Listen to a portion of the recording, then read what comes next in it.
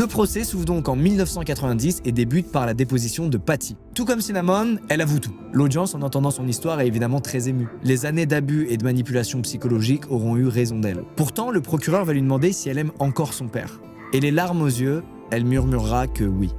Une réponse extrêmement simple et pourtant tragique, qui révèle à quel point l'emprise dont elle est victime est complexe et sans limite. La justice peut évidemment pas entièrement innocenter Patty, qui est donc complice d'homicide volontaire. Elle écopera donc d'une peine de 4 ans de prison et elle ressortira à ses 25 ans. Après Patty, c'est au tour de Cinnamon de s'exprimer. Tout comme Patty, elle explique que si elle en est arrivée à faire tout ça, c'est uniquement par amour de David. Elle était terrifiée de le perdre à tout jamais, persuadée que Linda lui voulait réellement du mal, et elle préférait se sacrifier en prison plutôt que de voir son père mettre à exécution son chantage au suicide. Elle aussi, c'est sa dévotion envers son père qui l'aura perdu. Malgré tout ce qu'il lui a fait subir, Cinnamon avoue avoir quand même de la peine pour lui. Elle est en désaccord total avec la personne qu'il est devenu, mais elle déclare qu'elle continuera de l'aimer.